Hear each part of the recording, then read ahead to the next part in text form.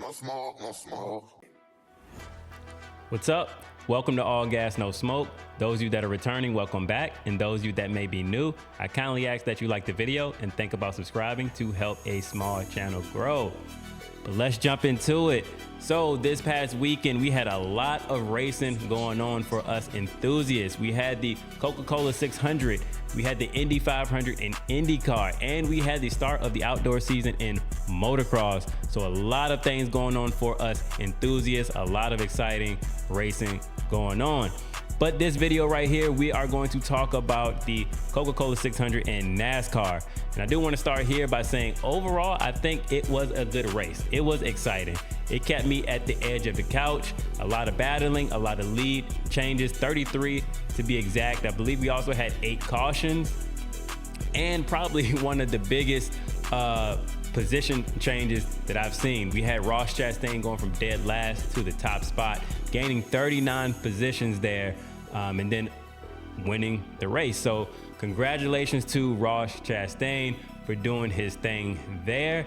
I mean, that was a clutch race that he got at the very end in the last few laps there. If you want to talk about execution and focus, Ross Chastain is your man. But let's take a step back and talk about the early on dominance that we had by William Byron. William Byron was killing it at the beginning of this race. He led 286 laps, and 353 laps of those, he was in the top 5 spot. He averaged a position of 1.9. So William Byron was not coming to play. He won all 3 stages by points, but obviously Ross Chastain, he crossed the finish line first, so he got the overall there. But William Byron did not come to play. And then also, before we had the battle between William Byron and Ross Chastain, the battle was between Denny Hamlin and William Byron. Those guys, they duked it out for quite a few laps there. And, you know, I can tell William Byron is very intelligent behind a race car. He was playing chess, not checkers during that battle. Like, by the way, he was changing lanes.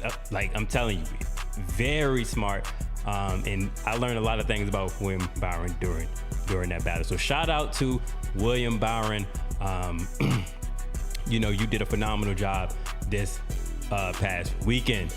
Moving on to Kyle Larson. As we all know, he had the ambitious drive to complete the double being the Coca-Cola 600 and the Indy 500 all in the same day.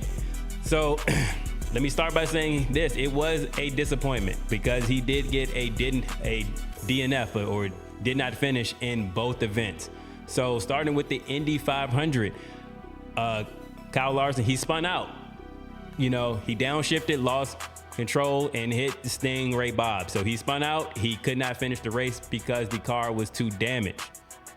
Moving over to the Coca-Cola 600, where he actually looked very strong. He led about 35 laps.